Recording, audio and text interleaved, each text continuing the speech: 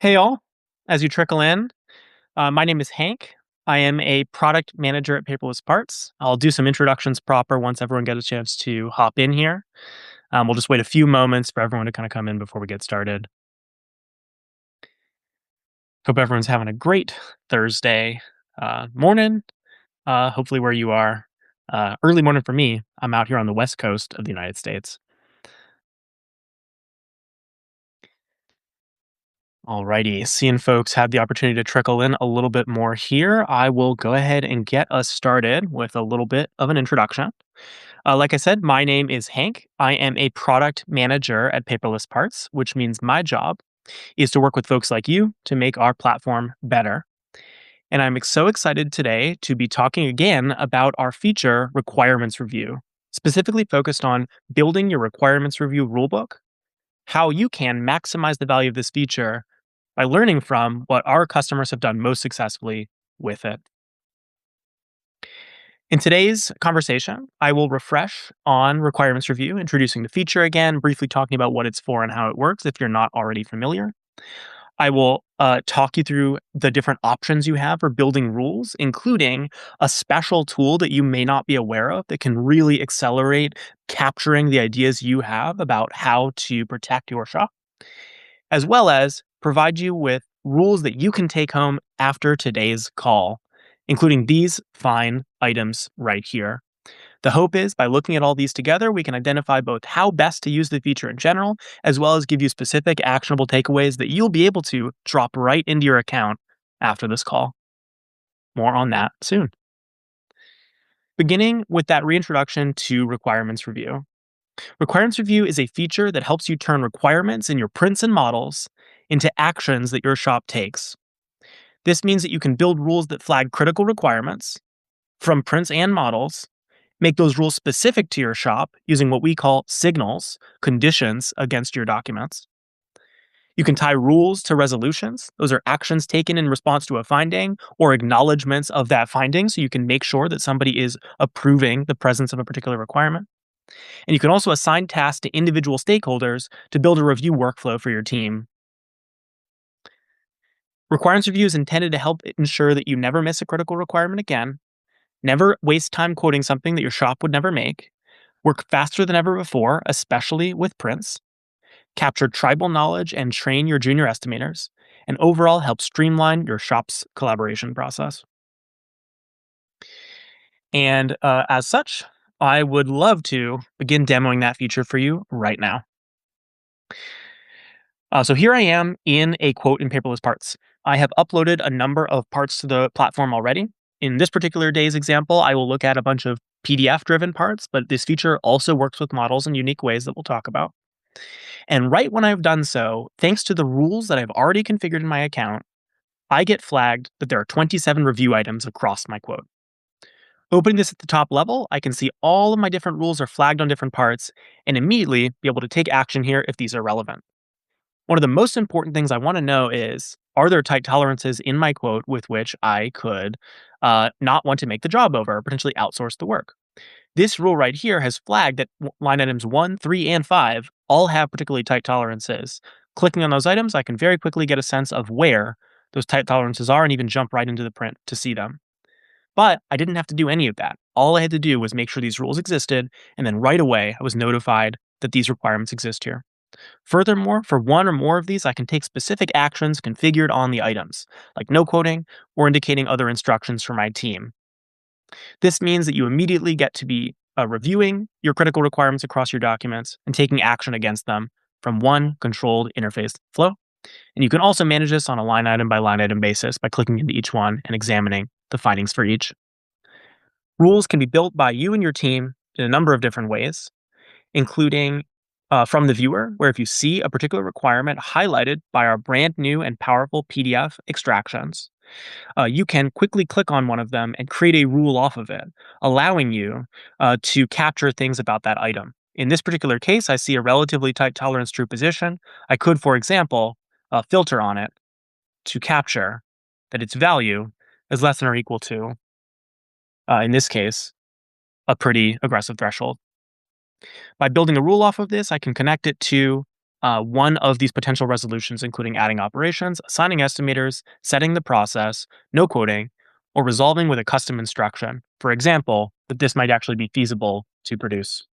And so in this particular case, as a simple example, when I see a tight true position tolerance, I may want to have one of my senior estimators investigate and then decide whether we're going to no quote it or produce it. And this rule, shown as an example here on the right, would help you do that. You can also create rules clearly from scratch. You can use our signal tool to pick from a wide variety of properties from all of your data, including GDT and callouts, text, geometric analysis, files, your part, including all manner of high level and lower level dimension properties, and even look at things like the process, your line item quantities, and quote account and facility as a way of honing in when a rule applies to your parts. So, overall, this is a very powerful tool that helps you decide when you want to know about specific requirements from your documents and take action against them. Like I said, there's one special tool for rules building that you'll probably want to know about as well, and that is our import rules flow found on the rules configuration page. Here you can see that when I click import rules, oops, this was me using it a little earlier, so it's a bit filled out. When you click import rules, you'll get this screen right here. This is initially blank and has a couple of things that you'll want to know about. First of all, right at the top of the screen, you have two prompts to build rules with two different AI agents, ChatGPT and Gemini. We have specially taught Gemini and ChatGPT to know a lot about the requirements review feature so that you can ask it questions about rules that you might want to build or even ask it to build rules for you.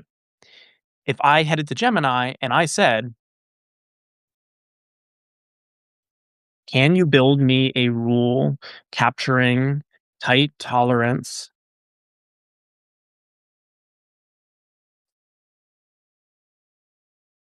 through position callouts?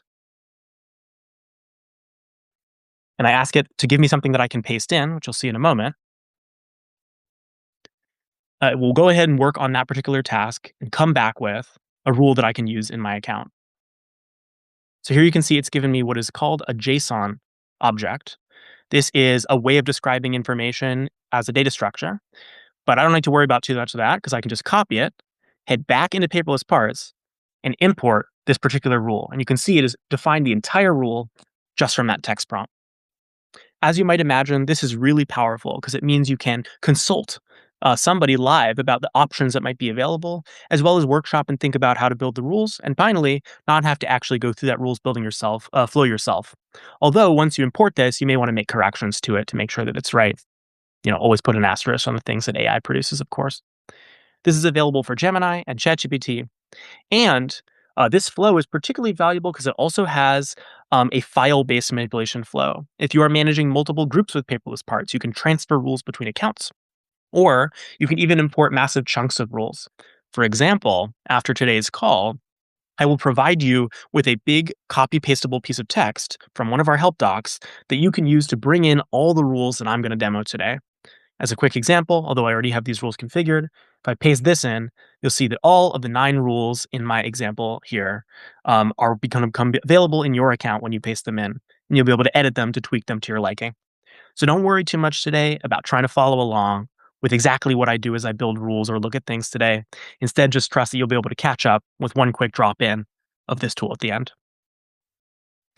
Before I continue any further, if you have any questions about any of this or anything else during this call today, feel free to use our Q&A feature on the call, and I'll come back and try to answer them at the end.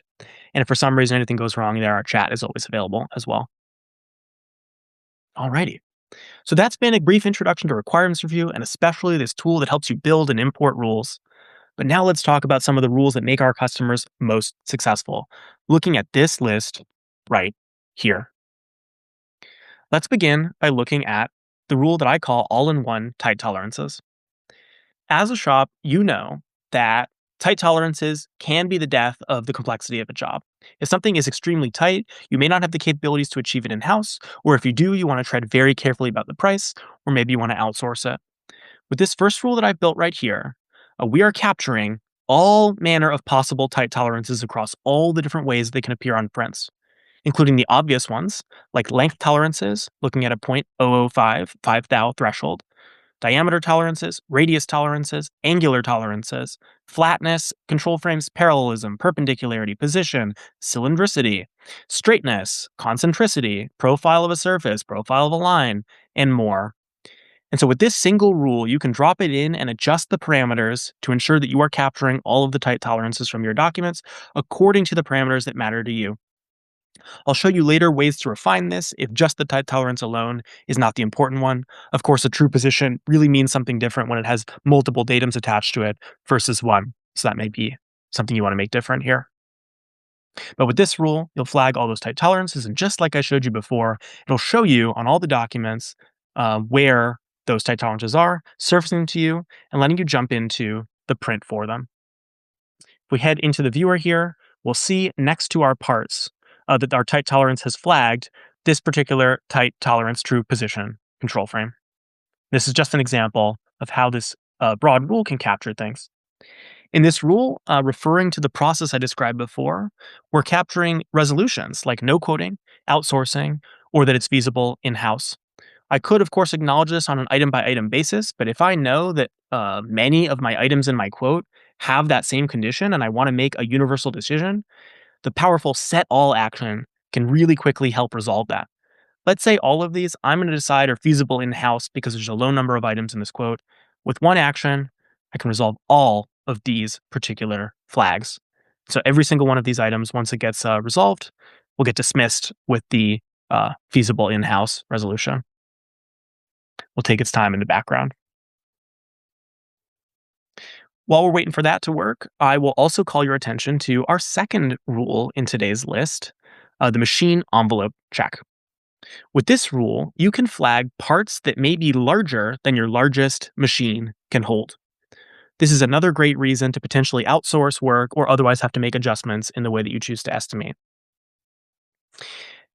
This rule flags both models and prints by looking at the longest distance on the print as well as the maximum dimension specified in the part's X, Y, and Z properties.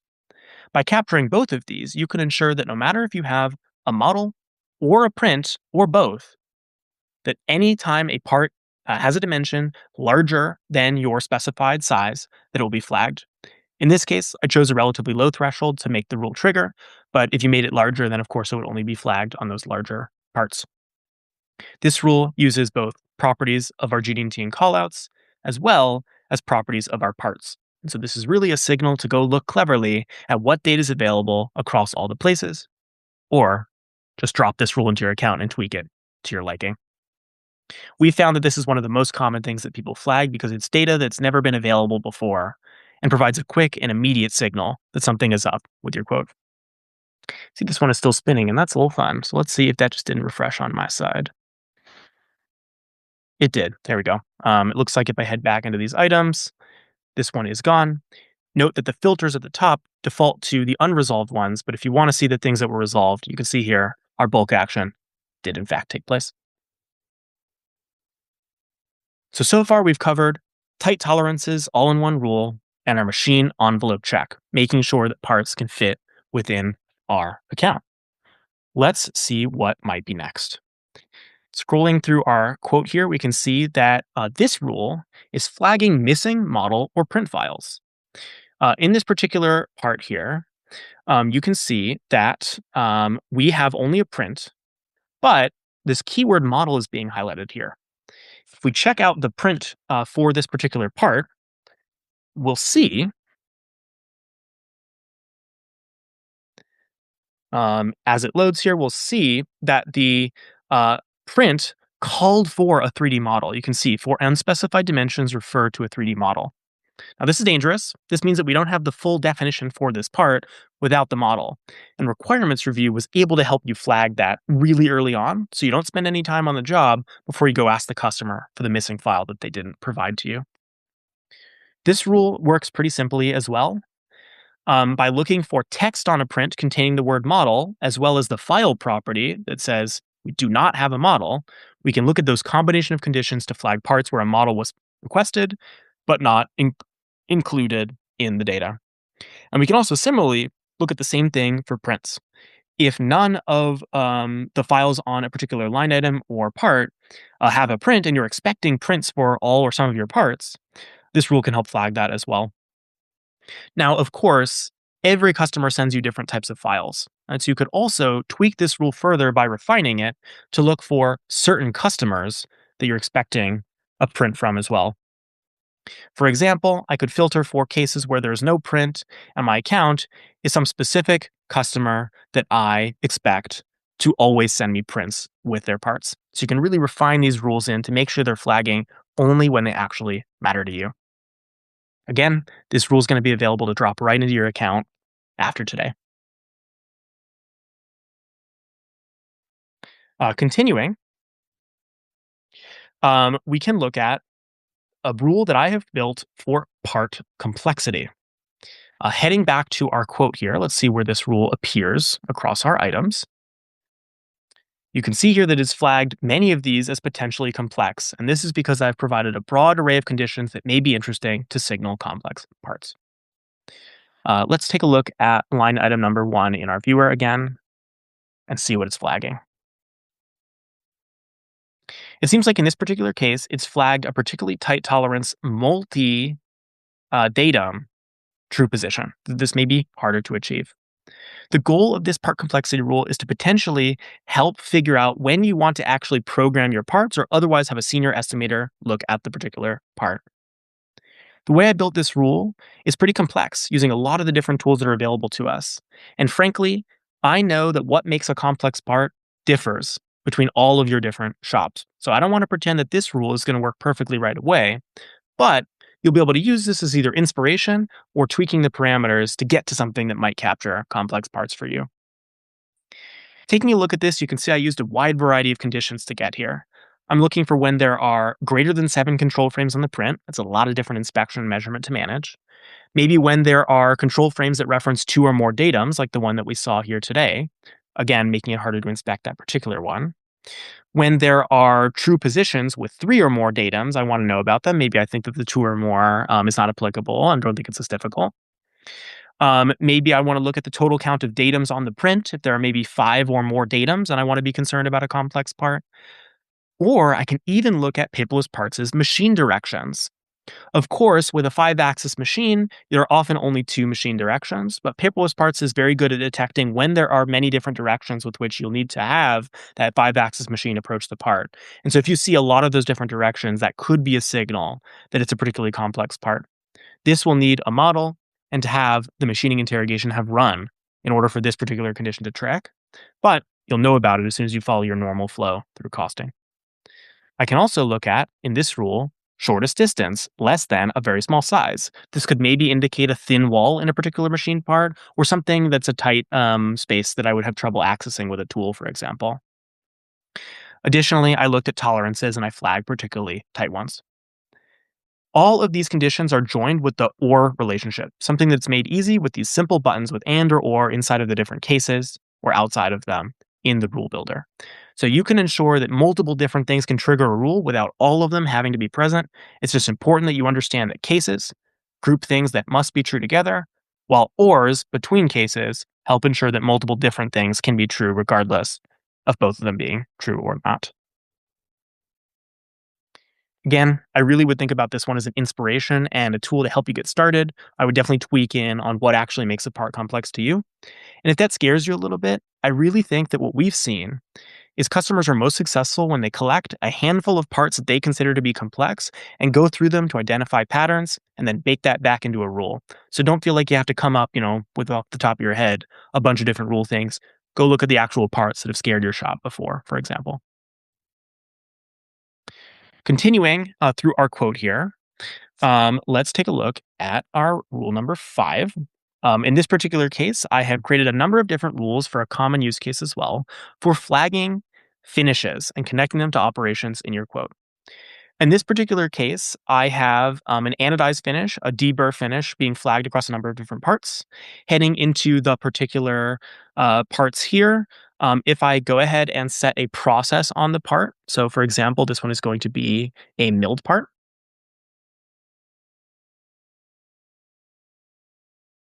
Then With a simple resolution on this part, I can add the anodizing operation to the router to ensure that I capture it in here. This can be very helpful for both just making sure you're being thorough about requirements, but also helping train junior estimators on the thought process or what maps from prints, right? Of course, a junior estimator will pick this up quickly over time, but this can really just make sure that you don't miss. And if you're wondering if there are going to be more ways to use this in the future to help kind of plug directly into some of your costing automation, I'd say stay tuned for the longer half of this year. We'll be excited to show you more on this front. I built several rules like this one today, and they're all based on flagging text in documents. These are one of the simplest rules that you can create and really easy to create off of the print as well. If I can head into the print and grab any particular text, maybe this is a particularly interesting piece of text for some reason, I can similarly create a rule off of it that will add it as a keyword and let me start building the rule right there. And so in today's rules, I flagged keywords for anodize, deburr, and a number of different ways in which that can be expressed, and passivation, where particularly I'm trying to be clever with the text matching to ensure that different tenses of the word passivate or passivation or passivating, etc., are flagged. If you're clever with what can match, you can ensure a broader match against your data. Definitely take a look at the parts you're actually seeing from your customers to decide what works best. Next up, I want to talk about one of the most powerful things that we've seen folks do with this feature, and that is capturing their shop's specifications. Using a powerful tool as a part of this feature called regular expression, or regex. When I open up this rule, I've chosen text with specifically the regex pattern, which is different than keyword matching. Regex, if you're not already familiar, is a powerful sort of pseudo text programming language that helps you flag patterns in text across information. Now, frankly, I do not know how to write this regex from scratch at all. But, you know what does? AI tools. So when I ask Gemini, can you make me a regex to detect these exact specs with appropriate substitution for spaces, and then no exceptions or generalizations. You can see even my spelling didn't seem to matter for it. And I pasted in my specs from a spreadsheet. Gemini generated me a pattern that flags all of my shop's specifications on prints. Now, this is immediately really powerful. Not only do you know what specs you already have documents for and understanding of in-house, but also you can very quickly know when you don't see your spec being flagged on a particular spec in a print. You'll know that because it's not being flagged by that rule, that there's a likely chance that your shop doesn't yet support that particular specification. Heading to our quote here to see where that particular rule is flagged, we can see here that on the first line item, we have this mil spec that we support in-house. But if we traipse through some of the other parts in this particular quote, we may see specifications that are not being flagged by the tool. Let's take a look around and see if we can find one.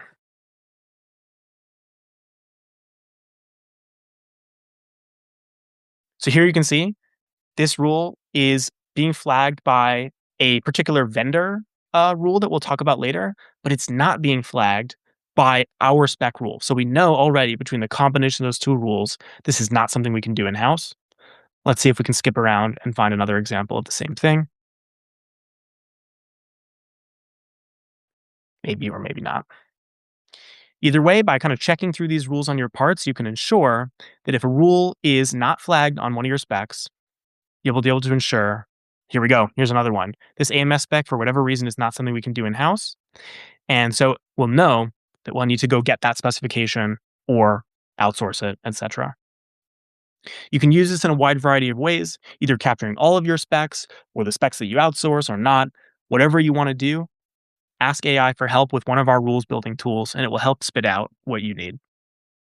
Again, the example that I provided here as well will be available for you to preview. You can even give that to the AI and say, hey, I want to change this rule to do my version. Continuing through our rules, you can see that we also can do this same trick for specifically OEM-specific specifications. Paperless Parts works very hard to capture as many specs as we know about for our customers.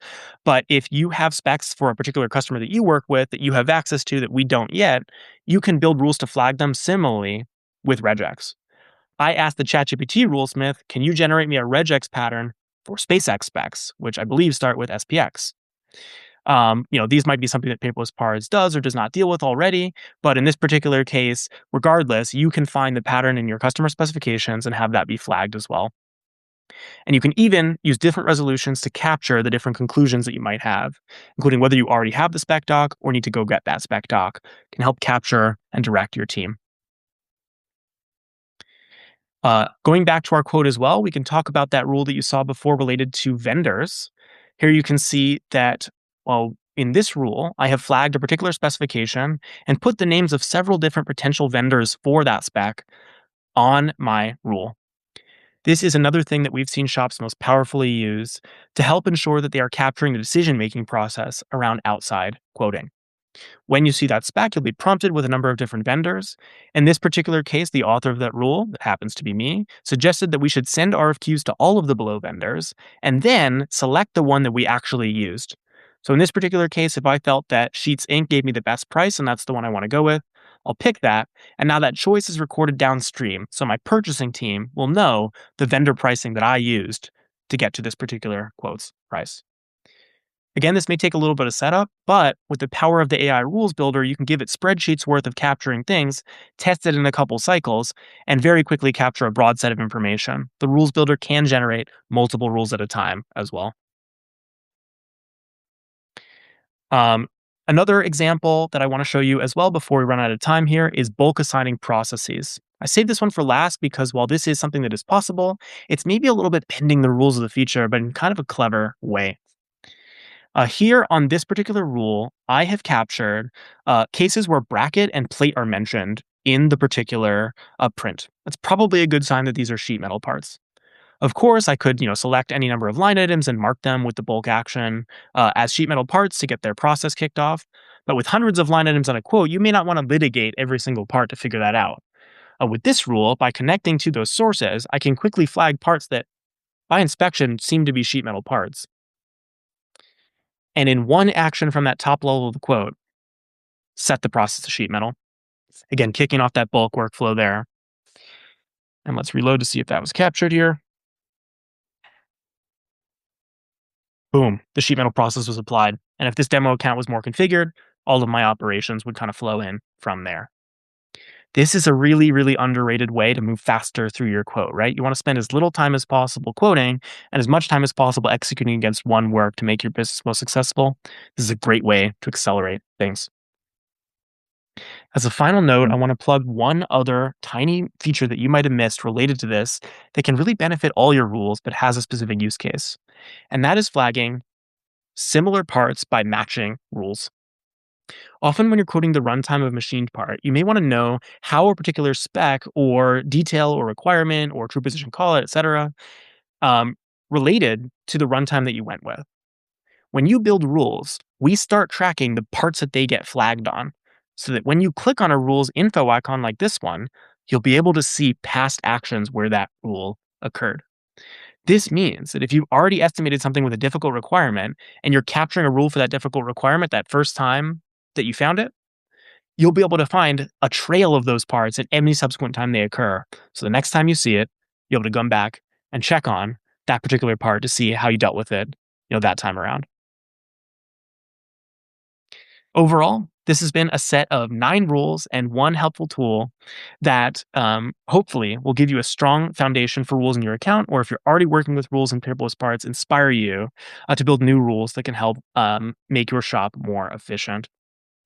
Like I said, these rules will be available in one of our help docs here in this rules inspiration pack. You'll grab this text by triple clicking, you'll head to the rules page, you'll import, you'll drop in that string into this JSON box and read, and then be able to import all 9 rules to your account where you can tweak those rules as you see fit to make sure that they best benefit you.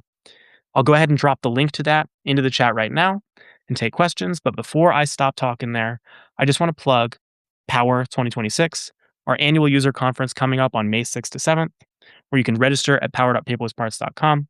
This is one of the most exciting ways to learn more about how to use paperless parts. If you're excited about rules building, we'll have another session there where you can get help hands-on in person and also learn from a bunch of fellow manufacturers and industry professionals like yourselves. We are really, really excited for this conference. It is always bigger than ever before in the prior year, and we have heard tremendous takeaways every single time from folks that attend. So I highly recommend checking this out. Without further ado, I'm going to stop sharing. I'm going to drop that link into the channel and then I'll take any questions if we've got some time.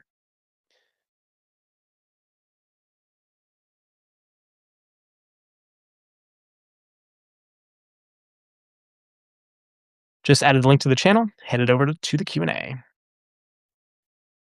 Tristan asked, are there any pending improvements to the ability to recognize title block tolerances? Great question, Tristan. Stay tuned for some announcements a little bit later in this year, coincident with Power, where we will be unveiling our next version of the extractions model that will include, at the very least, a starting ability to understand them, and then over time, we'll work that into our understanding of the rest of the dimensions for rules building and anything else. Great question. An attendee asked, can you set a rule to adjust markup percentage for a specific customer? Great question. We're definitely always thinking about ways to expand what you can do as a consequence of a rule. The answer is not yet, but you actually can already do what you're talking about with our existing markups. So if you want a customer specific markup, feel free to reach out to our support team and we're happy to get that set up for you. Another attendee asked, are the rules global rules that will apply to all quotes or the rules specific to a user? These are global rules, so they'll apply to anybody working in the account. The idea is to help make a consistent set of rules as well. But if you have more ideas about why specific rules might be interesting, we'll be happy to talk about it. Feel free to send that in to our support team. Irvin asked, on machine rule envelope check, can rules be set on volumetric limitations as well? Great question. And yes, absolutely, you can. One of the options available in the parameters list is based on the volume or even volume removal, depending on which parameters you're filling out or whether you have a model. So all of that is available. Brandon asked, are you able to create a rule for longest distance of a part related to grain direction of number for stainless? Example, if a part is designed in a way that it does not fit on the standard sheet size when the grain orientation is called out. Brandon, it's probably hard for me to guess off the top of my head without seeing your particular print, but from what you've described there, I think we do have a lot of the tools you'll need to do that. If you can identify where grain direction is being called out, you can make that one condition of a rule, but there'll need to be a clear indication that grain direction is called out in some of the text. And separately, we do have longest distance, so you can do something to the effect of what you're talking about. Best of luck with that, and feel free to reach out if you want any help getting that set up. Irvin mentioned if the ID is the largest callout on the print, will it automatically add the cross section plus the ID to get the outside diameter? Irvin, this is not yet trying to come to a true geometric understanding of the part in physical space, right? Right now, we're really focused on identifying callouts in prints and understanding them rigorously. But you may be able to build rules to help encourage your team to look at the thing that you're trying to get there, but not quite, assembling the full, box size or tube size of the part yet. Jennifer said, my sidebar does not have that blue rules button. Jennifer, I'm so glad you asked about this. Please reach out to our support team or we'll follow up with you. One of the two will happen in short order.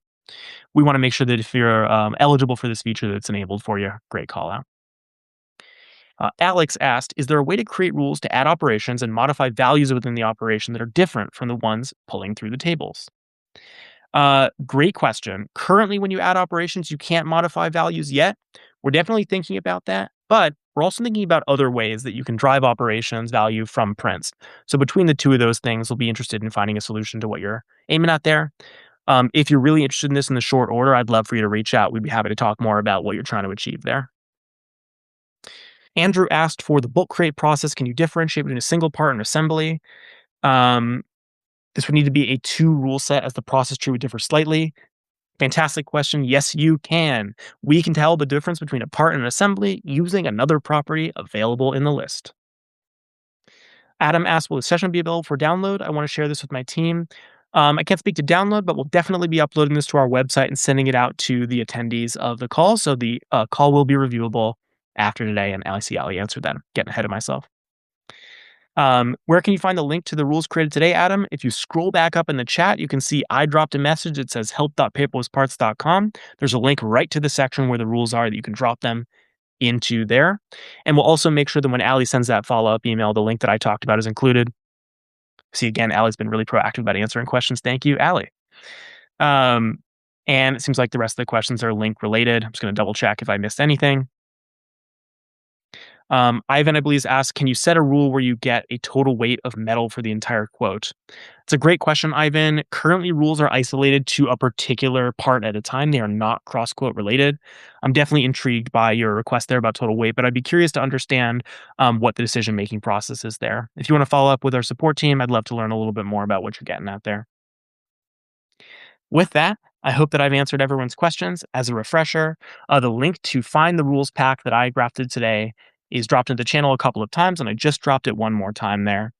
Remember, these rules are inspiration, not guaranteed to work for you right away, and you'll also need to tweak or fill in parameters relevant to you, like operations or processes that are appropriate. But I hope that this rule set will um, ensure that you will be able to be successful with using this feature over time. And certainly, if you have any further questions from us, don't hesitate to reach out. Our team is always happy to help you make the most of the features that we offer. Thanks so much, and I hope you have a great rest of your day. Bye now.